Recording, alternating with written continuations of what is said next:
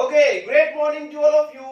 This is Ashish Radhur from Radiant Academy. I heartily welcome you all in our official YouTube channel, that is Radiant Academy, an institute dealing with English language only. First of all, thanks to all aspirants who appreciated this free online class very much. Okay, so today's the topic is voice.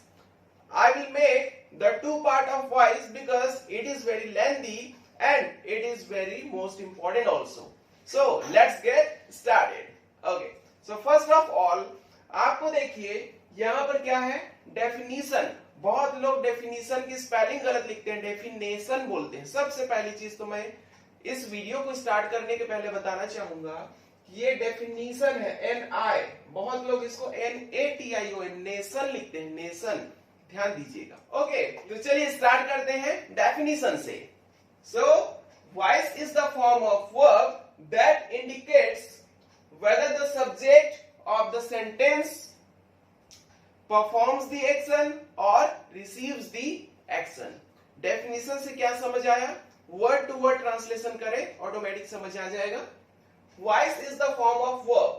Voice एक verb का form ही है जो दिखाता है या तो whether, या तो the subject of the sentence, किसी सेंटेंस का सब्जेक्ट किसी क्रिया को कर रहा है या उसे ले रहा है. एक्शन उस क्रिया को परफॉर्म कर रहा है या ले रहा है. अब यहां तोड़ फोड़ के मैंने एक डेफिनेशन बना दी. अब उसको अरेंज करके मैं बताता हूं कि वॉइस एक ऐसा फॉर्म है जो सब्जेक्ट्स के साथ ये बताता है कि ये उस क्रिया को डायरेक्ट तौर पर कर रहा है कि इनडायरेक्ट तौर पर कर रहा है. And you know that very well, it has two types. First, active voice and second, passive voice. Active voice और tense दोनों same ही है. Already we have done the active voice and today we will going to start the passive voice. Okay. So first, active voice and then passive voice. अब active voice क्या होता है? English में तो लिखा है, हिंदी में मैं समझाने की कोशिश करता हूं आपको. जब कोई सब्जेक्ट किसी भी एक्शन को सीधे तौर पर करता है, डायरेक्ट तरीके से करता है, मतलब टेंस के जैसे करता है, जैसा सेंटेंस आप टेंस में पढ़ते हैं, वो हमारा एक्टिव वॉइस है. एग्जांपल मैं बताऊंगा आपको, जैसे धीरज किताबें बेचता है.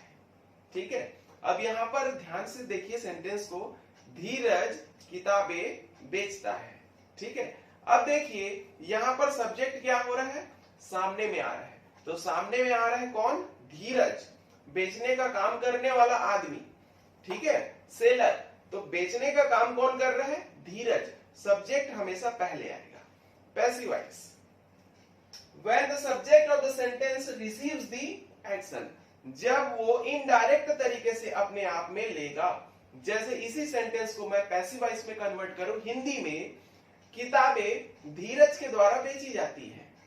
किताबें धीरज के द्वारा बेची जाती है. तो इनडायरेक्ट तरीके से हमने बोला और सबसे पहले सेंटेंस में क्या रखा, ऑब्जेक्ट को रखा. क्या है ऑब्जेक्ट, किताबें. पहला मैंने बोला धीरज किताबें बेचता है. सेकंड में मैंने बोला किताबें धीरज के द्वारा बेचा जाता है. यस, तो यहां पर इंग्लिश अगर इसकी बनाए तो वो स्ट्रक्चर मुझे मालूम है, इसलिए मैं बना सकता हूं. आपको भी आगे आ जाएगा, देखिए. So, when the subject, तो सब्जेक्ट जब किसी क्रिया को परफॉर्म करेगा, जब किसी एक्शन को परफॉर्म करेगा, तो हम उसको डायरेक्ट तरीके से क्या बोलेंगे, एक्टिव वॉइस.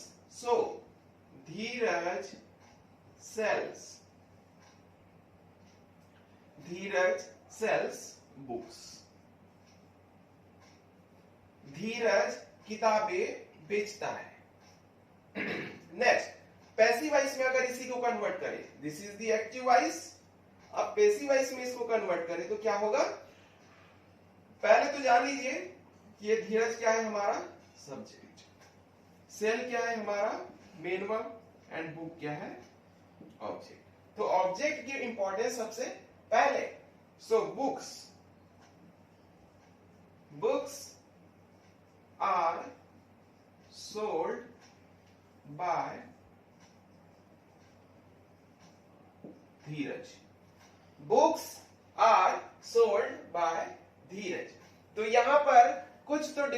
आपको समझ में आ गया होगा कि एक्टिव वॉइस और पैसिव वॉइस कैसे है, क्या है।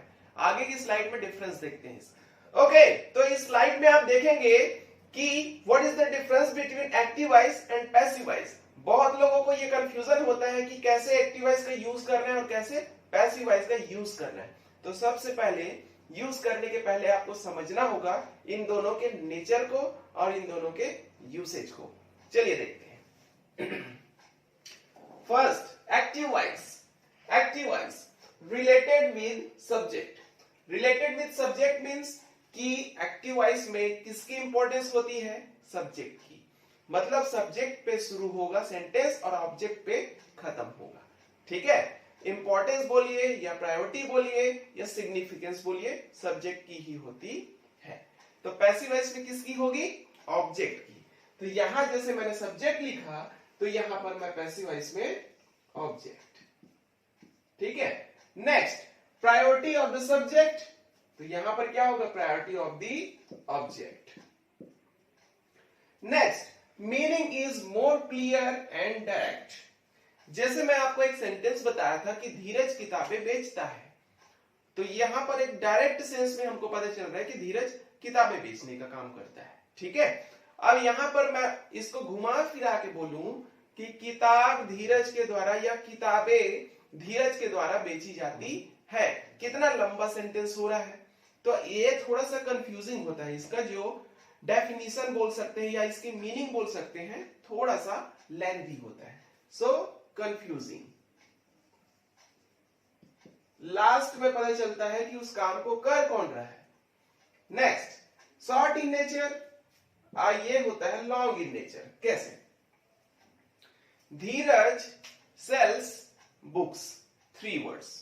धीरज सेल्स बुक्स, 3 वर्ड्स हो गए। अब पैसिव वॉइस में इसी को देखिए, books are sold by Dheeraj. देखिए 5 sentences, books are sold by Dheeraj. तो यहां कितने थे, 3 और यहां कितने हैं, 5। तो लेंदी भी होता है यह sentence. Next, verb forms. Verb forms V1 V2 V3 V4 V5। यहां पर इसकी एडवांटेज दिखाई देती है कि टेंस में पूरे V1 से लेकर V5 तक के फॉर्म यूज होते हैं, लेकिन पैसिव वॉइस में आपको सिर्फ और सिर्फ V3 का यूज करना है। That is called past participle form. Past participle, ठीक है, past participle form of the verb. तो ये बहुत एडवांटेज है, बहुत बड़ी एडवांटेज है कि जो टेंस को सीख लिया वो पैसिव वॉइस को, मतलब वॉइस को बहुत अच्छे से कर सकते हैं, क्योंकि इसमें सिर्फ एक ही वर्ब का फॉर्म यूज करना है। Next, 12 dimensions. पूरे प्रेजेंट इंडेफिनिट से लेकर फ्यूचर परफेक्ट कॉन्टिन्यूअस तक सबके 4 होते हैं ना, प्रेजेंट के 4, पास्ट के 4, फ्यूचर के 4। तो यहां पर टोटल हो गए 12 डायमेंशंस, लेकिन पैसिव वॉइस में ओनली 8 डायमेंशंस होते हैं। नीचे के 3 मतलब present perfect continuous, past perfect continuous and future perfect continuous नहीं होता, और फ्यूचर कॉन्टिन्यूअस भी नहीं होता। सो 4 कट गए 12 में, तो हमारे पास कितने बचे, ओनली 8 डायमेंशंस। 8 डायमेंशंस ही हमारे पास होते हैं। तो कुछ एडवांटेज है तो कुछ डिसएडवांटेजेस भी हैं। ठीक है, चलिए नेक्स्ट स्लाइड की तरफ आगे बढ़ते हैं। सो इस स्लाइड में आप देखेंगे कुछ इंपॉर्टेंट रूल्स हैं, क्योंकि ये सारे रूल्स आपके कन्वर्जन के टाइम में काम आने वाले हैं कि एक्टिव वॉइस को कैसे हमको पैसिव वॉइस में चेंज करना है। ध्यान से देखिएगा, be careful. So first, subject and object will interchange its place.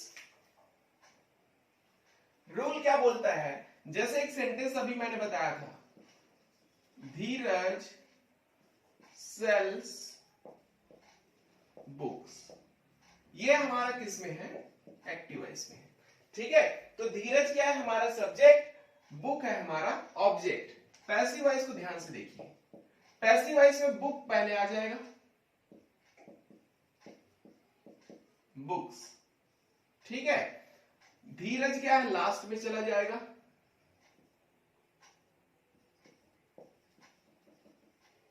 ये।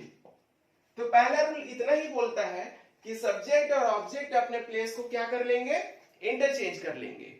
चलिए next, only V3 is used, only V3 is used. आपको इसके पहले की स्लाइड में भी मैंने बताया था कि पैसिव वॉइस में सिर्फ थर्ड फॉर्म यूज होता है, टेंस में पूरे 1 से लेकर 5 कुछ भी हो सकते हैं।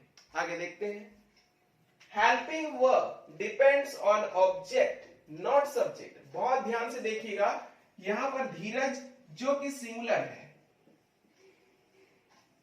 धीरज क्या है हमारा, सिंगुलर सब्जेक्ट है, लेकिन ये बुक्स जो है ये हमारा क्या है, प्लूरल सब्जेक्ट। सब्जेक्ट माने या ऑब्जेक्ट माने, बात एक ही है। तो यहां पर प्लूरल को बस ध्यान दीजिए, ये एस लगा हुआ है, मींस बुक्स। अब यहां पर आर, थर्ड फॉर्म सोल्ड, तो बुक्स आर सोल्ड। अभी यहां पर छूटा है ना, यहां पर अभी कुछ आना है। बाय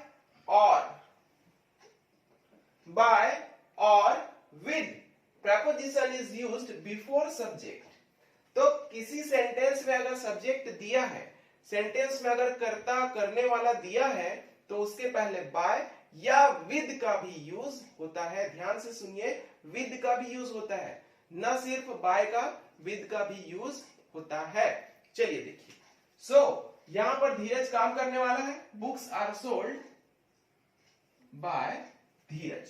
तो ये हो गए चारों, मीन्स की चारों जो रूल्स यहां पर लिखे हैं मैंने जस्टिफाई कर दिया एक सेंटेंस में कि कैसे कैसे आपको आगे बढ़ना है। चलिए, कुछ पर्सनल प्रोनाउन भी चेंज होते हैं, कुछ सब्जेक्ट भी चेंज होते हैं। कैसे चेंज होते हैं देखिए, यहां पर आई, पैसिव वॉइस में जैसे ही आप जाते हैं आई का हो जाता है मी।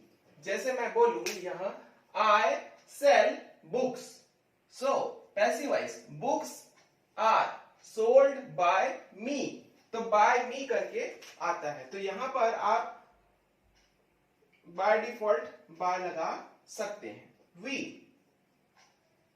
Bye us, you by you, no change, same to same. They by them. Next, he by him. Next, she by her. Next, it by it. Name by name, no change. Who by whom। ये हो गया। तो ये हो गए हमारे क्या, पूरे जो सब्जेक्ट जिस तरह से चेंज होते हैं प्रोनाउन में, उसमें हमने चेंज कर दिया। चलिए नेक्स्ट स्लाइड में चलते हैं। ओके, तो इस स्लाइड में आप देखेंगे कि जब हम एक्टिव टू पैसिव चेंज करते हैं किसी भी सेंटेंस को, तो कुछ बहुत इंपॉर्टेंट नोट्स का ध्यान रखना होता है। वो इंपॉर्टेंट नोट्स मेरे पीछे लिखा हुआ है, 1 by 1 एक्सप्लेन करता हूं। First, sentences having intransitive verb can be changed into passive voice। तो यहां पर इंपॉर्टेंट एक वर्ड है intransitive verb, intransitive verb। अब ये होता क्या है, बहुत ध्यान से देखें। ट्रांजिटिव वर्ब टीवी, जिसमें ऑब्जेक्ट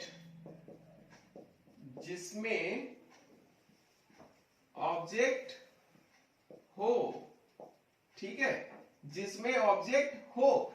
इस ट्रांजिटिव वर्ब को हिंदी में बोलते हैं सकर्मक क्रिया। सकर्मक नाम से पता चल रहा है, साथ, कर्म, कर्म के साथ, मतलब उस सेंटेंस में सब्जेक्ट का कोई ना कोई ऑब्जेक्ट जरूर होगा। इंट्रांजिटिव वर्ब की बात करें, आई वी, इसमें ऑब्जेक्ट नहीं होगा। बस यही डिफरेंस है कि ट्रांजिटिव वर्ब में ऑब्जेक्ट होता है, इंट्रांजिटिव वर्ब में ऑब्जेक्ट नहीं होता। तो ध्यान दीजिए आप इंपॉर्टेंट रूल्स को। जब अभी जस्ट प्रीवियस स्लाइड्स में मैंने बताया था कि पैसिव वॉइस में ऑब्जेक्ट की इंपॉर्टेंस होती है, और मान के चलिए किसी सेंटेंस में ऑब्जेक्ट ही ना हो, तो उस सेंटेंस को कैसे चेंज करेंगे, क्योंकि सेंटेंस की बिगिनिंग तो ऑब्जेक्ट से ही होनी है। देखिए example, my father has gone. मेरे पिताजी चले गए। अब कहां चले गए ये तो दिया ही नहीं है। आप देखिए यहां पर माय फादर क्या है हमारा सब्जेक्ट, हैज है हेल्पिंग वर्ब एंड हैव है मेन वर्ब। यहां पर ऑब्जेक्ट है ही नहीं। Next, my uncle DIED died on 18th June 2005. My uncle died on 18th June 2005. मेरे चाचा जी या मेरे अंकल जी 18th जून 2005 को गुजर गए, एक्सपायर हो गए। तो ये माय अंकल क्या हो गया सब्जेक्ट, डाइड हो गया मेन वर्ब, और ये तो हमारा एक्स्ट्रा है। तो यहां पर ऑब्जेक्ट कुछ है ही नहीं। तो जब ऑब्जेक्ट ही ना हो तो उसको हम पैसिव वॉइस में चेंज नहीं कर सकते। चलिए आगे next, take given adjective words with subject and object. जैसे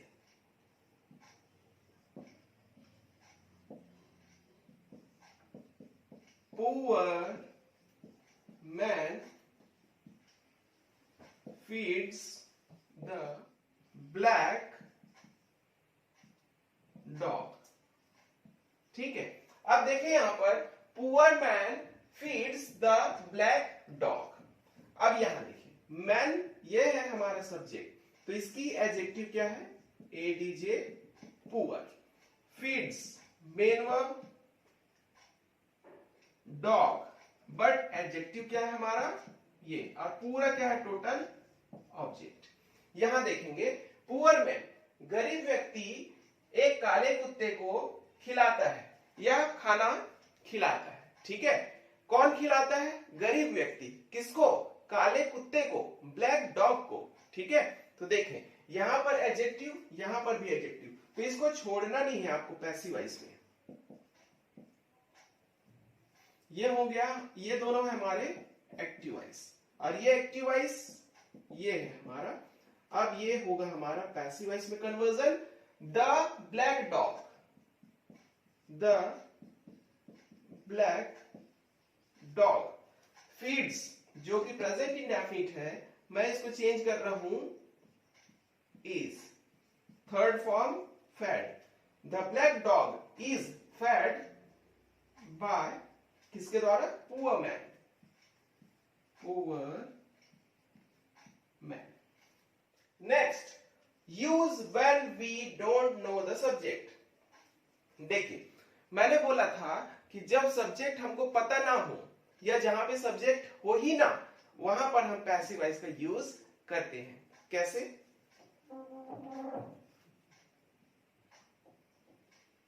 first, my salary has been credited in my bank account. ये my salary has been credited in my bank account। समझाऊंगा, पहले सेकंड देखते हैं। His appointment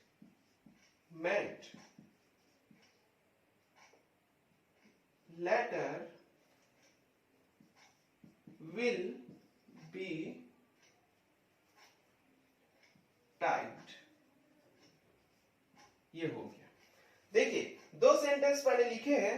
first, my salary has been credited in my bank account. देखिए हिंदी बोल रहा है कि मेरी सैलरी मेरे बैंक अकाउंट में ट्रांसफर हो चुकी है या जमा की जा चुकी है। ठीक है, अब चाहे उसको मेरे मैनेजर करे, चाहे कोई प्यून करे, चाहे वहां का कोई ऑफिस वर्कर करे, मेरे को मतलब किससे था, पैसिव वॉइस मतलब आपके काम से मतलब पैसे मेरे अकाउंट में आने से मतलब है। ठीक है, next, his appointment letter will be typed. उसकी अपॉइंटमेंट लेटर टाइप की जाएगी। ठीक है, की जाएगी, चाहे वो कोई डाटा एंट्री ऑपरेटर करे, चाहे उसका कोई प्यून करे, चाहे कोई ऑफिस स्टाफ करे, इससे कोई मतलब नहीं है। उसको मतलब है उसके अपॉइंटमेंट लेटर के टाइप होने से। तो यहां आपको समझ में आ गया होगा कि सब्जेक्ट की इंपॉर्टेंस जहां पे ना हो या जहां सब्जेक्ट दिया ही ना हो। ठीक है, next, when subject is not important, same चीज बोल रहा है। यहां पर हमको सब्जेक्ट से मतलब नहीं है, हमारे काम से मतलब है। Next, when it is obvious who does this action, जब हमें ऑलरेडी पता हो, ऑटोमेटिकली पता हो कि इस काम को किसने किया होगा। जैसे my car has been stolen. Next, Kaliya had caught, ठीक, बस खत्म। अब देखिए यहां पर मैंने लिखा my car has been stolen, मेरी कार चोरी हो चुकी है। तो अब वो पर्सन तो नहीं पता, बट मुझे इतना पता है कि वो कोई चोर ही होगा। ठीक है, चोर ही होगा। Next, Kaliya had been caught, अब कालिया नाम का कोई गुंडा होगा या क्रिमिनल होगा, वो पकड़ा गया, पकड़ा जा चुका है या पकड़ा गया है। किसने पकड़ा? ऑब्वियसली पुलिस ने ही पकड़ा होगा। तो यहां पर हमको बाय पुलिस या बाय थीफ लिखने की जरूरत नहीं है। ठीक है, तो आज के इस वीडियो में यहीं तक हम स्टॉप करते हैं, क्योंकि इसका पार्ट 2 बनने वाला है, तो उसका वेट जरूर करिए, क्योंकि जितने रूल्स आप पढ़े हैं पार्ट 2 में यूज होने वाला है। और साथ ही साथ टेंस का एक चार्ट बनाया था वैसे ही, और जैसे मैंने टेंस का एक चार्ट बनाया था इमेजिन करने वाला, वैसे ही पैसिव का भी एक चार्ट दूंगा, बहुत इंपॉर्टेंट रहेगा। नेक्स्ट वीडियो को जरूर देखें और सब्सक्राइब करें इस चैनल को, क्योंकि ये फ्री है। So till then take care, thank you, have a nice day.